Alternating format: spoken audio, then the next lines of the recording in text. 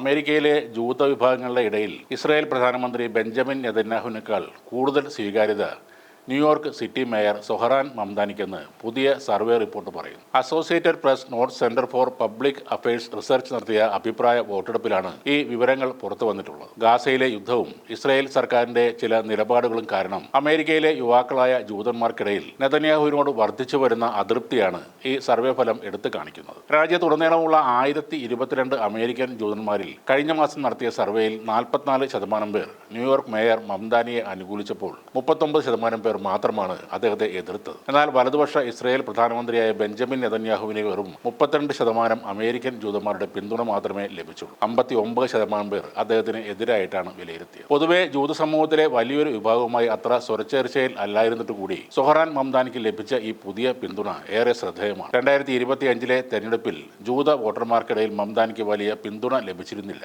മാത്രമല്ല ഇസ്രായേലിന്റെ കടുത്ത വിമർശകനായ അദ്ദേഹം ഗ്ലോബലൈസ് ദി ഇന്തിഫാദ എന്ന മുദ്രാവാക്യത്തെ തള്ളിക്കളയാൻ വിസമ്മതിച്ചതും മാൻഹട്ടനിൽ നടന്ന ഇസ്രായേൽ പരേഡിൽ നിന്ന് വിട്ടുനിന്നതും വലിയ വിവാദങ്ങൾക്ക് വഴിവെച്ചിരുന്നു. എന്നിരുന്നാലും താൻ ജൂത വിഭാഗങ്ങളുടെ ആശങ്കകളെല്ലാം ഗൗരവമായി തന്നെ കാണുന്നുണ്ടെന്നും തന്റെ ഇസ്രായേൽ വിമർശനം ഒരിക്കലും ജൂത വിരുദ്ധം അല്ലെന്നുമാണ് അദ്ദേഹത്തിന്റെ നിലപാട്. ഗാസയിലെയും ലെബനോണിലെയും ക്രൂരമായ സൈനിക നീക്കങ്ങളും ഇറാനെതിരായ ട്രംപിന്റെ യുദ്ധത്തിന് നൽകുന്ന പിന്തുണയുമാണ് നെതന്യാഹുവിനോടുള്ള എതിർപ്പ് വർദ്ധിക്കാൻ പ്രധാന കാരണം. കൂടാതെ വെസ്റ്റ് ബാങ്ക് പിടിച്ചെടുക്കാൻ ജൂത കുടിയേറ്റക്കാരെ പ്രോത്സാഹിപ്പിക്കുന്ന നിലപാടുകളും അമേരിക്കയിലെ പുരോഗമന ചിന്താഗതിയുള്ള ചെറുപ്പക്കാരായ ജൂതന്മാരെ ഇസ്രായേലിലെ നെതന്യാഹു സർക്കാരിൽ നിന്ന് അകറ്റുകയായിരുന്നു. പരമ്പരാഗതമായി ഡെമോക്രാറ്റിക് പാർട്ടിയോട് ചായ്വുള്ളവരാണ് ഇവരെല്ലാം. ഗാസയിൽ ഇസ്രായേൽ വംശഹത്യ നടത്തിയെന്ന് 30% അമേരിക്കൻ ജൂതന്മാർ വിശ്വസിക്കുമ്പോൾ പകുതിയോളം പേർ, അതായത് 49% അതിനോട് വിയോജിക്കുന്നു. കൂടാതെ സർവേയിൽ പങ്കെടുത്ത 70% അമേരിക്കൻ ജൂതന്മാരും അമേരിക്കൻ പ്രസിഡന്റ് ഡൊണാൾഡ് ട്രംപിന്റെ ഭരണത്തിൽ അതൃപ്തിയാണ് രേഖപ്പെടുത്തിയത്. 29% പേർ മാത്രമാണ് ട്രംപിനെ അനുകൂലിച്ചത്. അമേരിക്ക ഇസ്രായേലിന് അമിതമായ പിന്തുണ നൽകുന്നുണ്ടെന്ന് 38% പേർ വിശ്വസിക്കുമ്പോൾ പലസ്തീനികൾക്ക് അമേരിക്ക പിന്തുണ